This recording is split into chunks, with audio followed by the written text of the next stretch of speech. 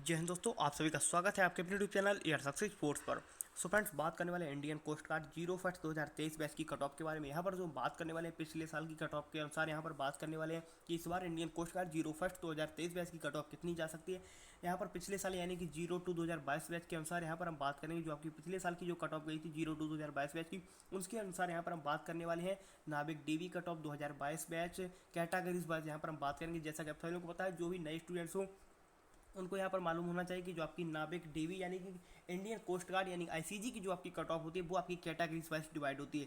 जैसे कि आपकी जनरल वाले स्टूडेंट्स की क्या आपकी कट ऑफ रहेगी, और आपकी ईडब्ल्यूएस वाले स्टूडेंट्स हैं उनकी क्या कट ऑफ रहेगी, ओबीसी वाले स्टूडेंट्स हैं उनकी क्या कट ऑफ रहेगी, एससी वाले स्टूडेंट्स हैं उनकी क्या रहेगी, और एसटी वाले स्टूडेंट्स हैं उनकी क्या कट ऑफ रहेगी। तो जो आपकी पांचों कैटेगरी में आपकी डिवाइड होती है कट ऑफ आपकी इंडियन कोस्ट गार्ड की, उसी के अनुसार यहाँ पर पूरे डिटेल्स वाइज बात करने वाले हैं। आपको पूरा पैराग्राफ मैंने बनाया है जिसमें आपको समझ में आएगा कि या भाई जनरल की कितनी कट ऑफ गई थी, और ओबीसी की कितनी गई थी, एससी की कितनी गई थी, एसटी की कितनी गई थी, आपकी ईडब्ल्यूएस की कितनी कट ऑफ गई थी। सारी बातें यहाँ पर हम डिस्कस करने वाले हैं, और कितने नंबरों में आपका जो है इस बार फाइनल सिलेक्शन हो जाएगा। मैं यहाँ पर आपको एक फोकस करने वाला है कि फाइनल सिलेक्शन की मैं यहाँ पर बात कर रहा हूँ कि कितने नंबरों में आपका फाइनल सिलेक्शन हो जाएगा। क्योंकि यहाँ पर आपको सिर्फ एग्जाम नहीं निकालना, आप सभी लोग जानते हैं कि पोस्ट जो रहती है वो काफ़ी कम रहती है, और आपका जो फॉर्म की जो आपकी संख्या होती है, नंबर्स ऑफ फॉर्म एप्लीकेशन होते हैं वो काफ़ी ज़्यादा होते हैं। तो उसी के अनुसार पूरी यहाँ पर हम बात करने वाले। चलते हैं वीडियो को स्टार्ट करते हैं। वीडियो स्टार्ट करने में रिक्वेस्ट है कि अभी तक आपने अगर चैनल को सब्सक्राइब नहीं किया तो एक बार जरूर कर लें, जिससे जब भी कोई नई वीडियो आती है तो उसकी इन्फॉर्मेशन आपको मिल जाती है। तो सबसे पहले फ्रेंड्स, मैं आपको थोड़ा पोस्ट डिटेल के बारे में समझा देता हूँ, और आपके मैक्सिमम मार्क के वगैरह में थोड़ा समझा देता हूँ, 1 मिनट का समय लगेगा। तो देखिए, सबसे पहले मैं आकर आपके नाविक डीवी वाले स्टूडेंट्स की बात कर लेता हूँ। तो नाविक डीबी की जो आपकी कट ऑफ थी, जो आपका इस बार का जो पोस्ट है, पोस्ट की थोड़ा पहले मैं समझा देता हूँ कि जो आपकी पोस्ट है वो आपकी टोटल पोस्ट है 40, और जो आपकी कैटेगरीज वाइज ये आपकी डिवाइड है, यानी कि आपकी ये 5 कैटेगरी में आपकी ये पोस्टें डिवाइड है। तो जिसका मैं स्क्रीनशॉट लेके टेलीग्राम चैनल पर डाल दूंगा। अगर आपने टेलीग्राम चैनल को ज्वाइन नहीं किया है तो आप सर्च करिए सीधा एयर सक्सेस फोर्स, या मैं इसकी लिंक डिस्क्रिप्शन बॉक्स में डाल दूंगा, वहाँ से जाके आप टेलीग्राम को ज्वाइन कर लें, जहाँ पे आपको पूरा पोस्ट डिटेल आपको मिल जाएगा। तो थोड़ा पता है, मैं यहाँ पर आपको समझा देता हूँ कि भाई आपकी जो पोस्ट है वो आपकी 40 है। और थोड़ा मैक्सिमम मार्क के बारे में समझिए कि जो आपका रहता है मैक्सिमम मार्क रहता है नाविक डीबी में, यानी कि कितने नंबर का पेपर होता है, तो 60 नंबर का आपका पेपर होता है, जिसमें आपको पूरा 60 नंबर का पेपर मिलता है, जिसमें आपकी कट ऑफ जाती है। तो यहाँ पर आप चलेंगे, आपको थोड़ा कट ऑफ के बारे में दिखाएंगे कि कट ऑफ भाई कितनी कितनी गई हुई थी। तो यहाँ पर आपके सामने है कोस्ट गार्ड नाविक डीवी कट ऑफ 2022। ये आपकी नाविक डीबी की कट ऑफ है 2022, यानी कि 02/2022 बैच की आपकी कट ऑफ है, जिससे कि आपको पूरा पूरा यहाँ पर आपको समझ में आ जाएगा अच्छे से कि भाई क्या, जिससे जो पिछले वाला बैच था यानी कि 01/1/2023 जिसमें आपने अभी फॉर्म में अप्लाई किया, इससे जस्ट पीछे वाला बैच था उसकी कितनी कट ऑफ गई हुई थी। तो सारे स्टूडेंट्स को यहाँ पर बेनिफिट मिलेगा, और इस बार का मैं टारगेट आपको बताऊंगा कितने नंबर आपको लाने हैं, जिससे कि आपका फाइनल सिलेक्शन आपका एग्जाम में हो जाए। तो जर्नल और अनरिजर्व, जिसको आप यूआर बोल सकते हैं, आपको जीएन यानी जनरल बोल सकते हैं, इनकी जो कट ऑफ गई हुई थी वो थी आपकी 53। ये मैं आपको बता चुका हूँ कि ये कितने में से गई थी। आप कमेंट करके जरूर बताएं कि ये कट ऑफ आपकी कितने में से गई थी, क्योंकि मैं आपको पहले बता दिया है। ओबीसी की जो कट ऑफ थी वो थी आपकी 49। आपकी एससी वाले स्टूडेंट की जो कट ऑफ थी वो 48 थी। देखिए, मैंने 47 इस वजह से लिखा हुआ कि क्योंकि यहाँ पर कंफर्म नहीं, काफ़ी स्टूडेंट्स ने 47 बोला था, आप ही लोग बताते हैं कोई 48 बोल रहा, तो इस वजह से मैंने 48 को बाद में लिखा हुआ है कि आपकी जो कट ऑफ थी वो 48 की चांसेस है, वो आपके 90% से ज़्यादा चांसेस है कि आपकी कट ऑफ 48 गई हुई थी। तो ये मान के चलिए आपकी जो कट ऑफ थी एससी की 48 ही थी पिछली बार।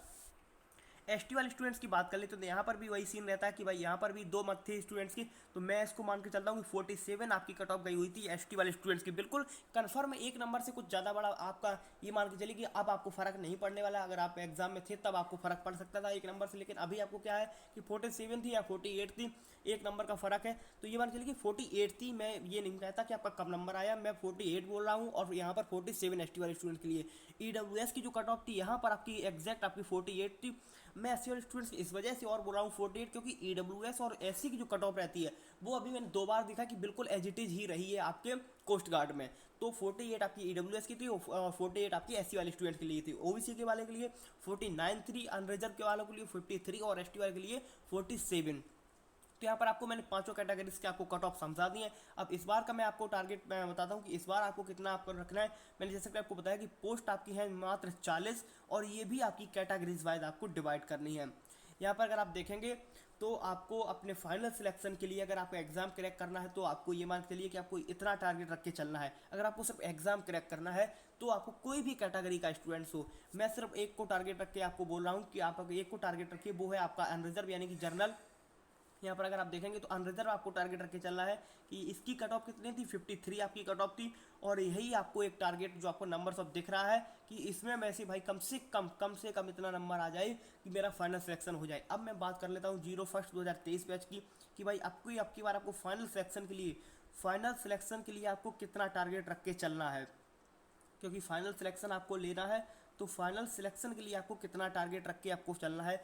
तो बात करें मैं आप इस बार 01 2023 बैच की, तो मैं एक एक कैटेगरी समझा देता हूँ। अनरिजर्व वाले कम से कम 55, कम से कम है ये आपका, ये मान के चलिए मैं एटलीस्ट बोल रहा हूँ इसको, कम से कम एटलीस्ट कम से कम आपको 55 नंबर आपको अपने लाने हैं कम से कम। और वहीं ओबीसी वाले के लिए बात कर लेता हूँ तो इनके लिए भी यही नंबर रहता है, कोई ज़्यादा फर्क नहीं पड़ता है। तो 55 और वही एससी वाले को बात कर लेता हूँ तो 53 मैंने आपको जैसा पहले बोल दिया है। एसटी वालों के लिए 53 और ईडब्ल्यूएस वालों के लिए 53।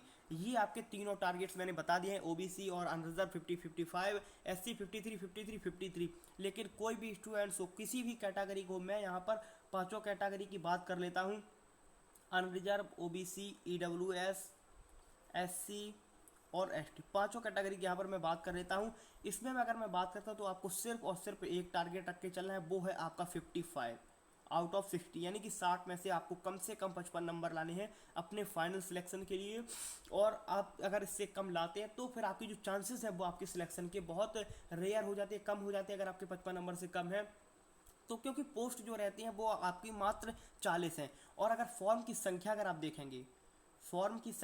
देखेंगे तो 2.75 लाख से भी आपका एबव है, इससे भी आपका ऊपर है इसका आंकड़ा, ये आपका 3 लाख तक जा सकता है। लेकिन यहाँ पर अगर मैं आपको अंदाज़ा एवरेज अगर मैं बात करता हूँ तो आपके कम से कम 2.75 लाख इस बार आपके फॉर्म है। और वही बात कर लेता हूँ सिर्फ और सिर्फ नाविक डीवी में अगर मैं बात कर लेता हूँ तो ये जो आंकड़ा है आपका 1.5 लाख से लेके 2 लाख तक आपका जा सकता है।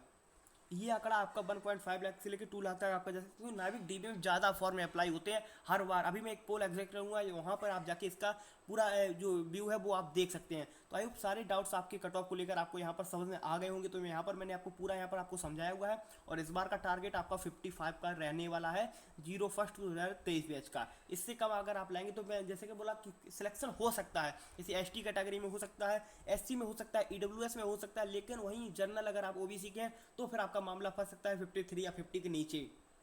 तो यहाँ पर आपको 55 का एक टारगेट रख के चलना है आउट ऑफ 60, तो जिससे कि आपको अपना एक फाइनल एश्योरेंस मिल जाएगा कि भाई यहाँ पर मेरा सिलेक्शन अब हो जाएगा। तो मिलते हैं आपसे अगली वीडियो में, तब तक के लिए जय हिंद जय भारत।